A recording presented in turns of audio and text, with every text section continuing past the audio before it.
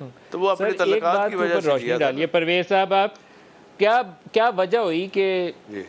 वही इमरान खान जो same page पूरी जमात कहती थी, ये दूरियां कैसे पैदा हुई? खराबी की बुनियाद क्या बनी?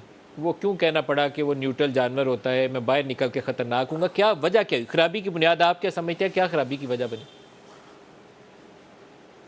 जो देखें, आप खुद ही अगर किसी का एहसान भूल जाए ना, ये आप अब कुरान शरीफ तो आप माशाल्लाह बड़े मजहबी हैं, आप कुरान शरीफ में पढ़े ना, वहाँ तो साफ़ है कि किसी का एहसान जो है, एहसान फरामोशी जो है, ये हमारे दीन के भी ख़िलाफ़ है।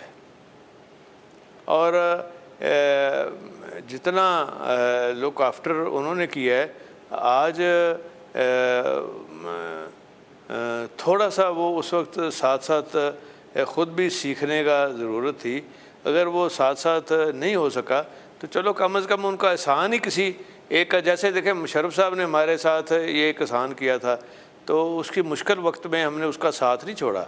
अब भी रब्ता है उनकी सेहत का, उनके पूछते रहते हैं उनके बेटे को, उनकी बेगम को। तो इस तरह नहीं होता। जब इंसान है ना, हर बंदे को इंसान समझना चाहिए, और उनके साथ तल्लुकात जो हैं सियासत में, ये आपको पे बैक करते हैं, उसका फौरी रिजल्ट नहीं आता। ये फ्रूट बड़ी क्या देर वजह बाद हुई लगता खराबी है। की?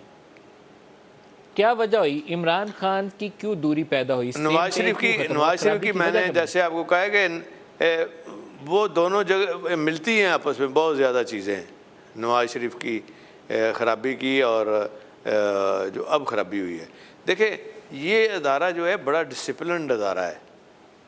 इसमें सियासतदानों को एक असूल बना लेना चाहिए कि इस अदारे में कोई इंटरफेरेंस बर्दाश्त की नहीं जा सकती और होनी भी नहीं चाहिए, और ना वो कबूल करता है ये अदारा।